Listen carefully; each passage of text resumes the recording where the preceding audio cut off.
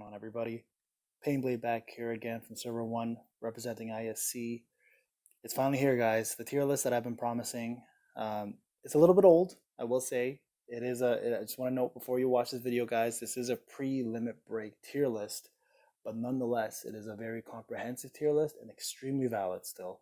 I want to actually go through this anyways with you guys, even though limit break is out now, because most of the characters are still where they belong.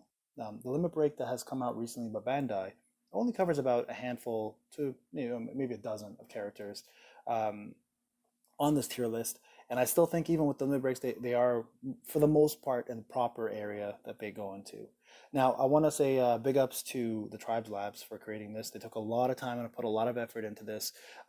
This tier list is actually probably one of the most comprehensive you're going to find because it does cover three different modes. It covers Arena, NWT, and all PvE manner of gameplay in Ninja Tribes.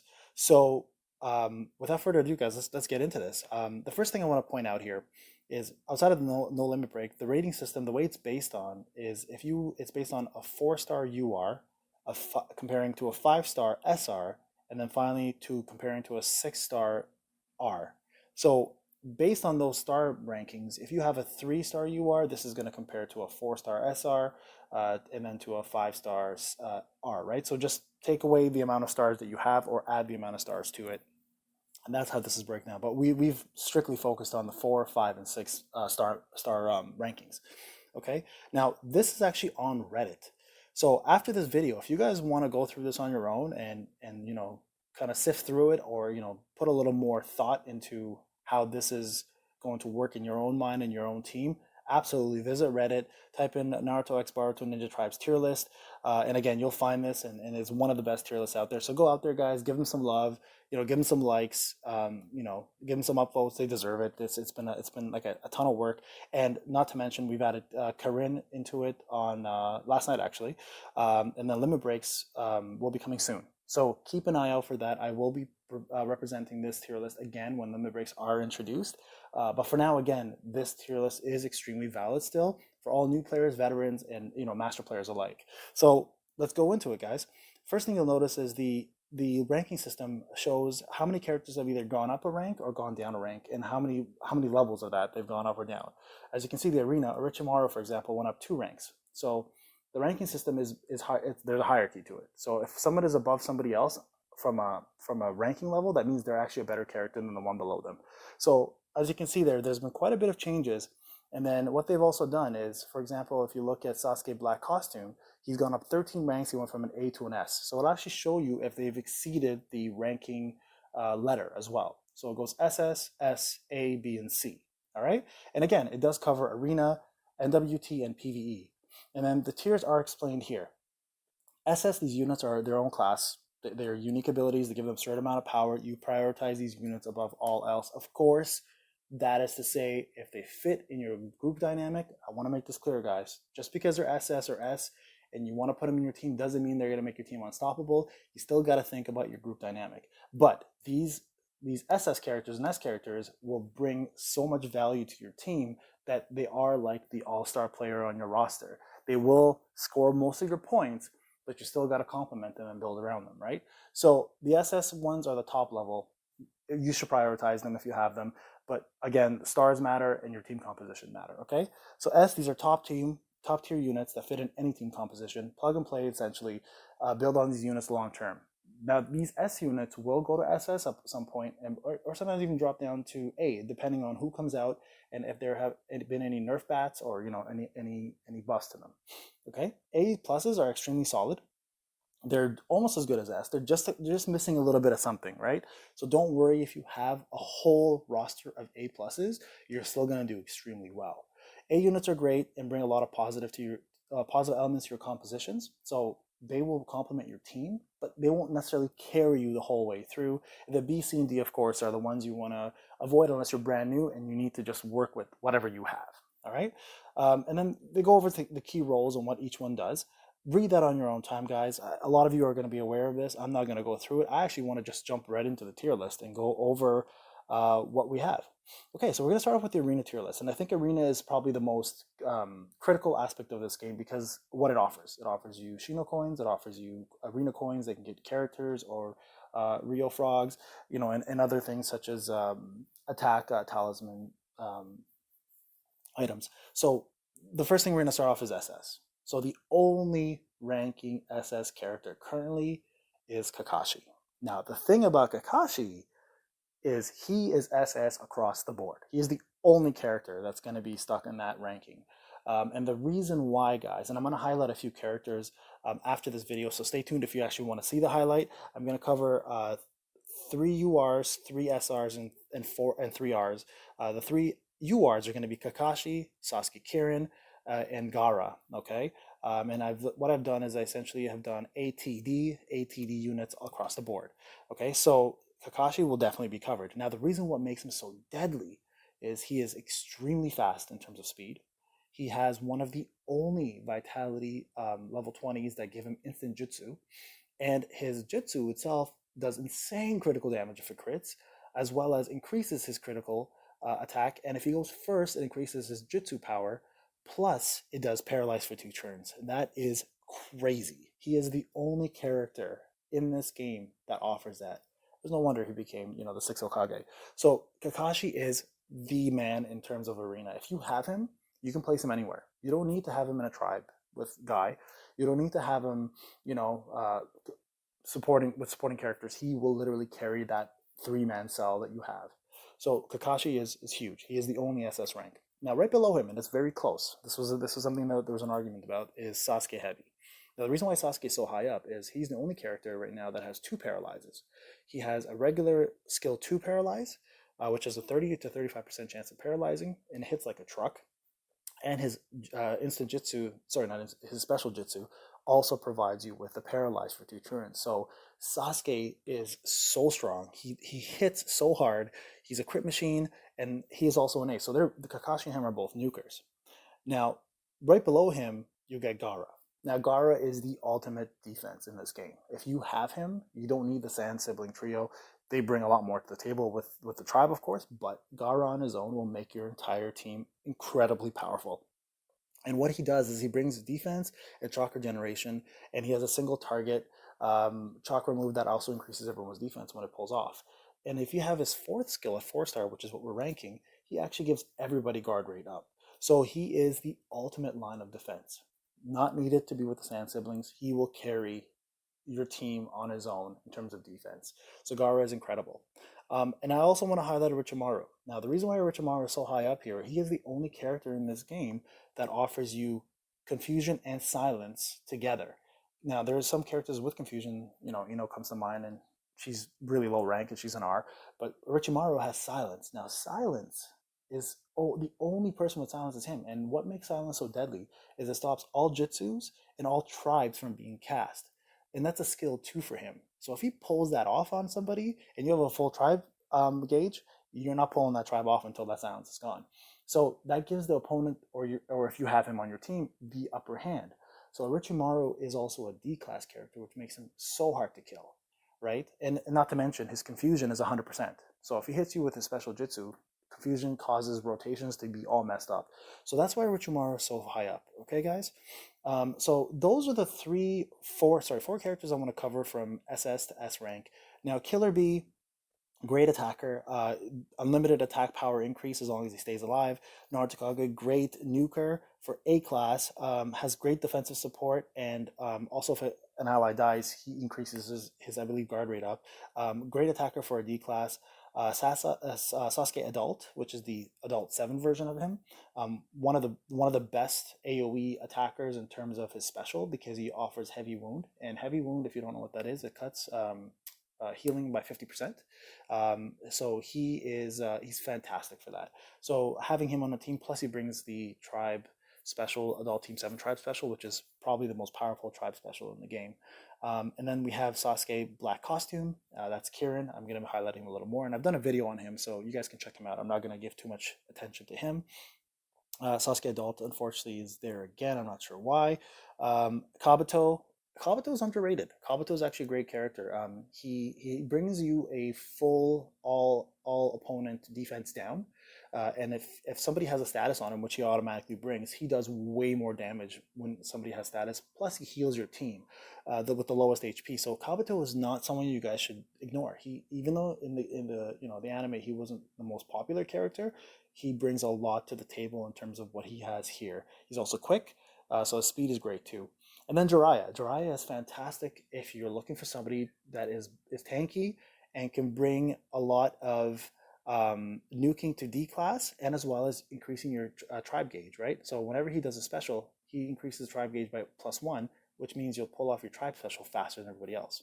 All right. So those are the S classes, guys. And then the A plus class, you're looking at a lot of the S characters. So you have the Rock Lees, who are hard to get because he's only pullable from a summon, but he's insane for nuking. He's a crit machine, and a lot of these characters you'll notice are all very crit related. The only two URs on here are going to be Karin, who's brand new, and I kind of pushed for a little further on her on the list. But everyone agreed that she's an A plus for PvP. She offers great support for healing. She has chakra and she has defense support. And then I've done a video on her, guys, so check it out if you want to see more about her. I is extremely fast. He's the faster character in the game.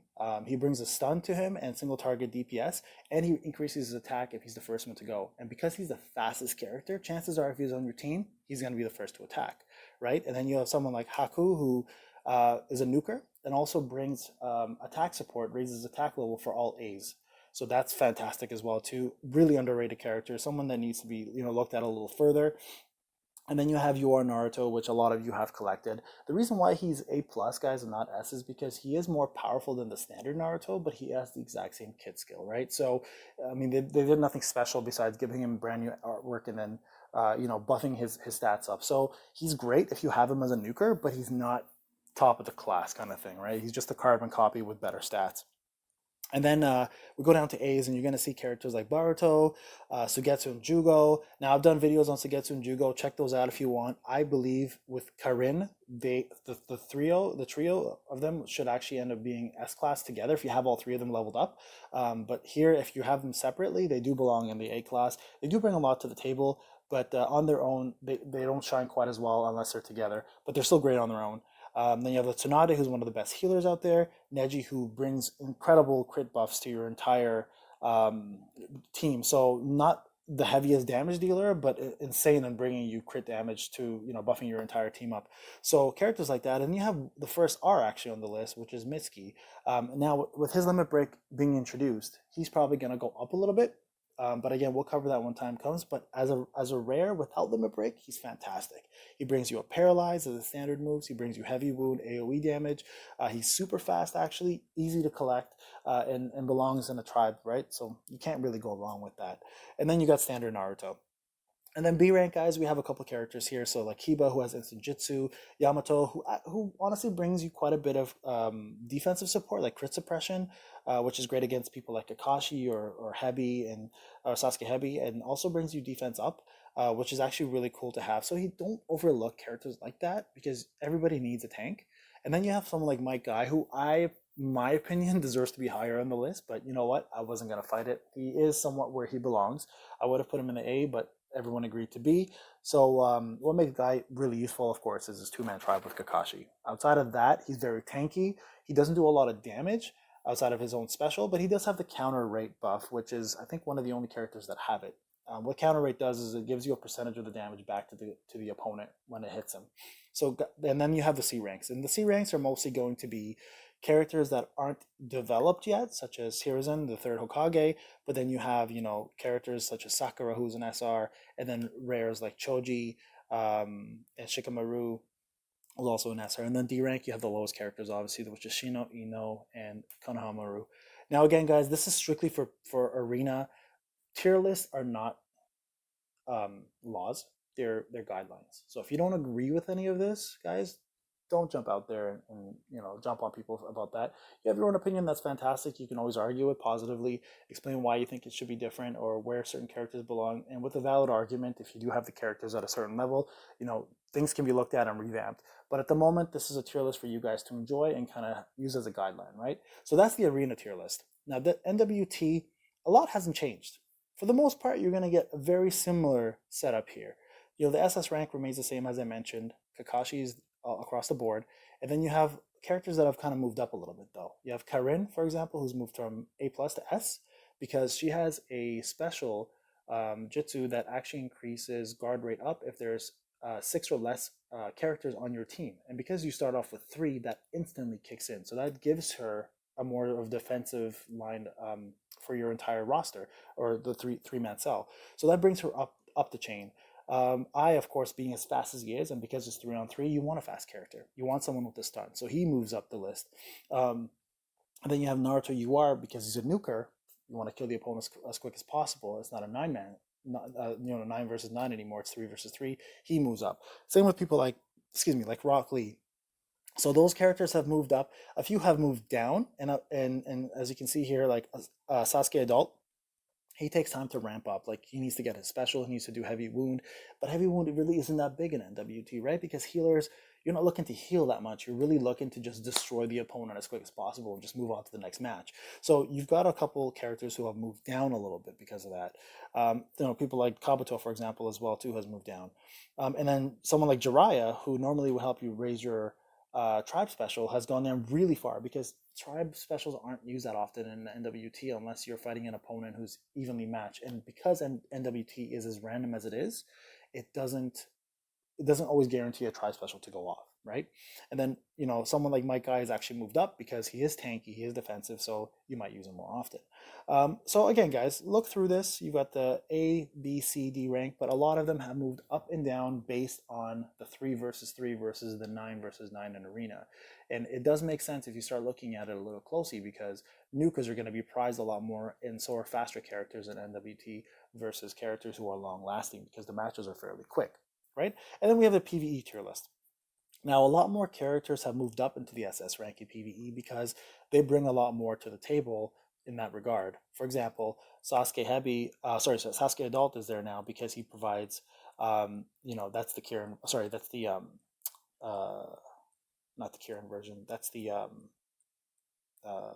oh no, that's incorrect actually. That shouldn't be there. So we'll have to relook at that. I apologize. But Tsunade, for example, has moved up as a healer. She brings chakra generation, healing, which allows you to do more special jitsus and allows you to hit the characters with more tribe specials and also at the same time heal all of your characters in the entire raid. So this is PvE. By PvE, they mean mostly raids and also TOE. So TOE is the Tower of Eternity, and the Bandai's Eye, that's 50 levels. I don't know why, but so characters like that have moved up. Choji as well has moved up, so has Jiraiya, because they increase your tribe special, right? And the more tribe specials you get off, the more damage you're going to pull off. So characters like that, where you saw Choji in, I believe it was C or D class, has moved up to the top of the list. So PvE works completely different, guys. So you have to look at creating a whole different team from PvP to PvE. My PvP team, for example, is sitting at 332k power, but does almost peanuts in PvE, right? So I'm rebuilding my entire team for PvE in order to do more damage in raids.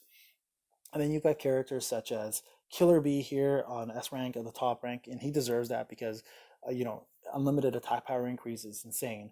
And then you have characters such as, Kabuto, who's moved back up because he gives defense down, and he also nukes with his ability on all Ds. Sasuke Adult, there's the proper version with heavy wound, debuffs, an attack buff to himself and chakra generation to himself as well too. And then you have people like Hinata who have moved up because she does insane amount of crit damage and has her own crit up abilities too, right? So again, guys, look at this list, review it all. People like Orochimaru and PvP have gone down to an A in PvE because, again, silence and stuff isn't really required in a PvE respect. The UI doesn't work the same way. The rotation isn't the same way. So it's all different. So you've got to really look at 3 different teams sometimes based on raids and Tower of Eternity, and even sometimes, honestly, elite missions and regular missions. So don't just stick with one team and look at the arena tier and be like, yeah, this is the be all end all of my roster. You guys really have to start looking at multiple characters. I'd say about a good, let's say 20 characters that you can rotate between for PvP, PvE, and NWT. So this is the tier list, guys. I'm not going to go through it any further than what I have already, but I would like to say Please don't disregard it just because limit breaks aren't included. That tier list will come out eventually, but this one still is absolutely valid and will help you so much if you review it and actually start comprising your team based on this. This is Painblade, guys. I really hope you enjoyed this. Again, big ups to the Tribe Lab for this fantastic artwork, this piece of art, this masterpiece that they put together. And I just want to show the credits here, guys. There's a couple people here who have put in some work into it. So Benato, Screwston, Nerf Sakura, Atro, Blindside, AJ 4 Days, Teague, Zal, Painblade, hey, what's up? Blue, Z, Hat, GKU, and MRN. And that's just to name a few, guys. There's even more people, but this is what we have here for the roster.